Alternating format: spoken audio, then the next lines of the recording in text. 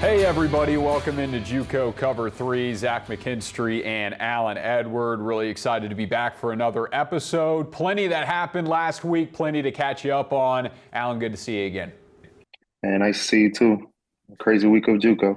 It always is. And if you watched last week's show, we said we didn't really see many upset opportunities across the schedule on Saturday. And we missed on that one. Number 4 Garden City fell at home to an unranked Coffeyville team.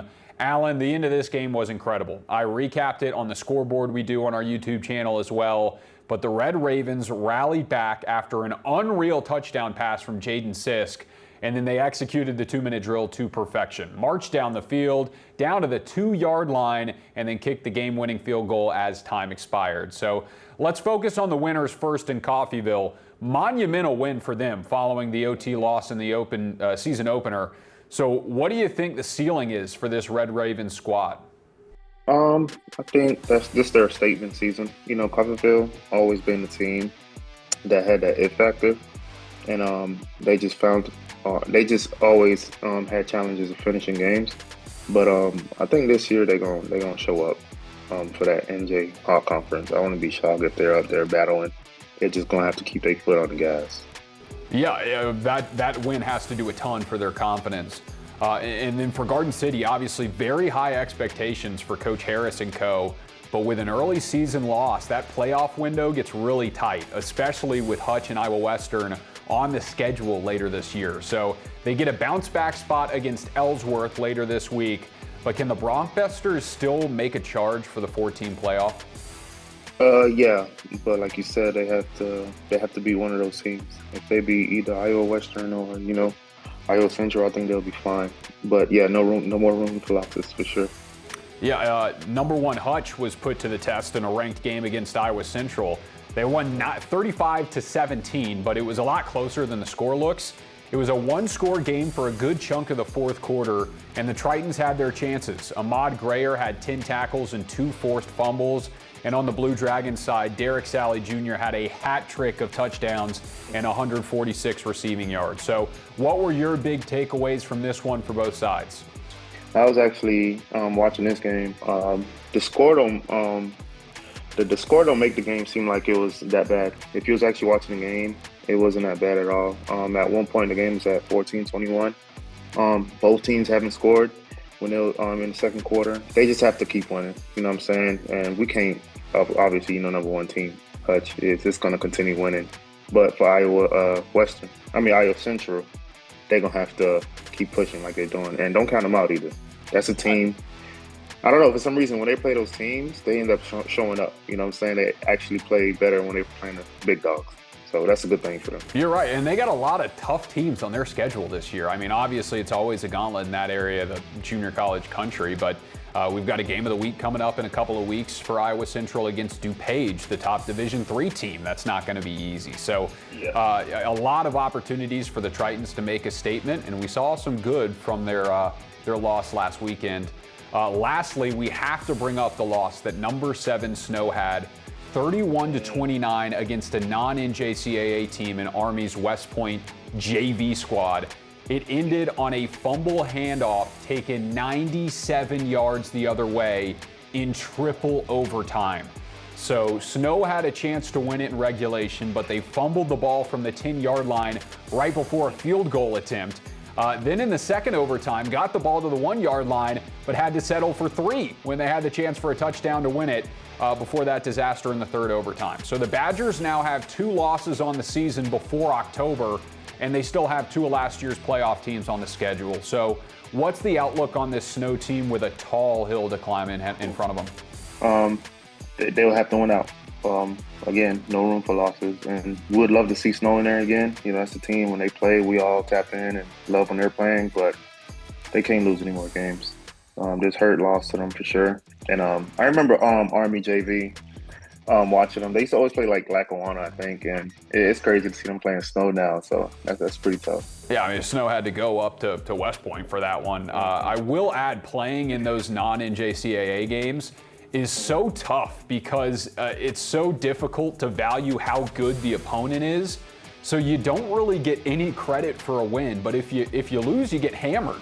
So it's a really hard spot for Coach Erickson and the Badgers, but they've had to battle before, and you know as well as anybody, they're talented enough to run the table. So with that, we'll send you to break. We'll be back with a couple of games to watch on Saturday, and we'll give you a rankings update in Division I. For the last 87 years, the NJCAA has provided academic and athletic opportunities to thousands of student athletes. However, several rules make it more challenging for two-year college transfers. Recently, 16 national coaches associations, led by the National Fast Pitch Coaches Association, sent a request for change to NCAA leadership to make the rules the same for all transfers. We commend their leadership and stand together in support of same game, same rules. Credit Union One Free Checking has everything you need to bank on the go, make deposits and more with our highly rated mobile app. And get your direct deposit up to 2 days sooner with CU1 Early Pay. Open your account in minutes at creditunion1.org. Introducing CU1 High Yield Checking, the account that rewards you for everyday banking. Earn up to 5.25% APY when you make qualifying transactions each month. No minimum or opening balance required. Get started at cu1.com/high yield checking. Welcome back to JUCO Cover 3. Let's talk top games to watch on Saturday. Zach McKinstry, Alan Edward of JUCO Football Frenzy. We'll start with number 10 Iowa Central at number 2 Iowa Western. This Tritons team can score 140 total points in their first two games. And as we mentioned, they hung in there with Hutchinson last week. So while the Reavers, they're coming off a dominant win on the road against Dodge City, holding the Conquistadors to just 7. So, Alan, what are the keys to the game for you in this one? For Iowa Central, that's a team, like I said before, they're going to come in and play. They won't just let you beat on them. And again, when I was in JUCO, Iowa Central was probably like 1 in 2 games a season. But now they're actually showing that they can win more games than that. And their defense is playing wonderful, and their offense for sure could score. And for them, I think the ceiling is high, and they will continue to climb so they can be, in those top JUCOs when we're talking about these schools. So for them, I think they'll be fine. And it's going to be a good game. I'll be tapped into that game. Yeah, and another opportunity for Iowa Central to get that statement win. So another interesting one will be Butler and Coffeyville, and that's kind of a find out who we are type of game. The Grizzlies are 3-0, coming off an overtime win, but get a tough road test against Coffeyville that just knocked off the number 4 team in the country. So for you, which win would be bigger? Butler starting 4-0 or Coffeyville putting together back-to-back top 10 wins? I'll say for Coffeyville. We know Butler. We know what Butler can do. We know what they're capable of doing. But again, Coffeyville is the one that's trying to climb and just trying to get that respect they need. So I'll leave the game in Coffeyville hands. And I believe they can win that game, but they have no room for mistakes when playing in that game.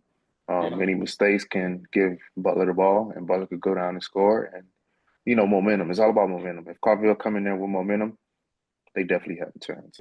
And they did it on the road against Garden City. Now they get to return home to take on a feisty Grizzlies side. So lastly, now that we're in week 5 of the polls, let's give you the run through of the rankings. Hutch and Iowa Western remain 1 and 2 to no surprise.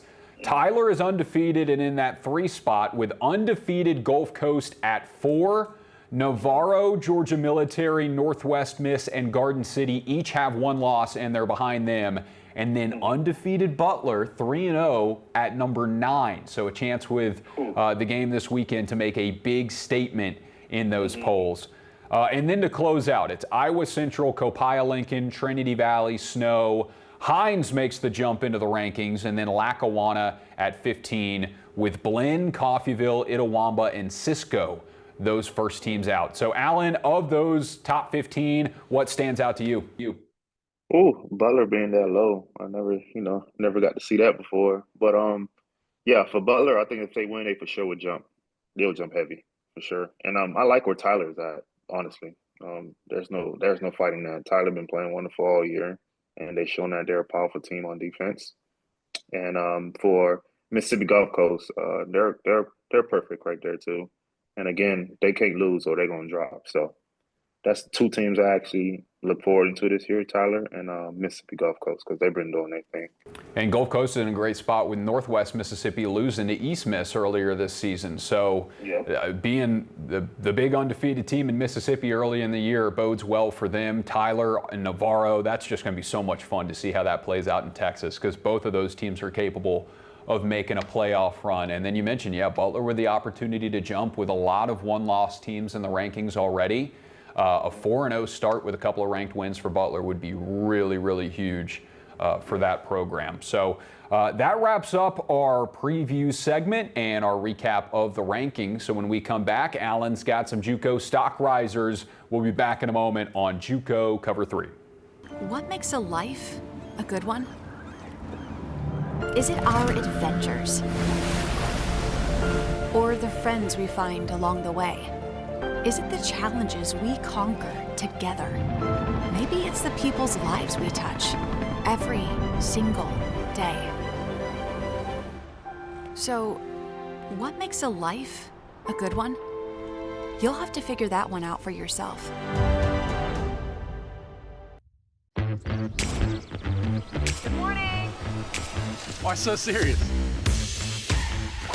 Great shot. Car was 250. He got it.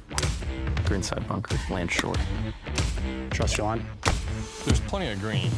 Brakes towards the water. Lots of coaching today, huh? We're one up.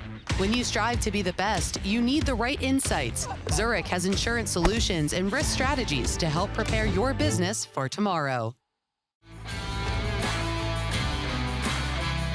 We're back. Let's wrap up this week's JUCO Cover 3. Zach McKinstry and Alan Edward. Let's talk about some stock risers. This week in Holmes down in Mississippi, a big win for Holmes over Northeast Mississippi, a team that received votes in the last poll. And Holmes came to play, especially with their quarterback who won NJCAA Player of the Week. That's Chase Richardson. What do you have on him?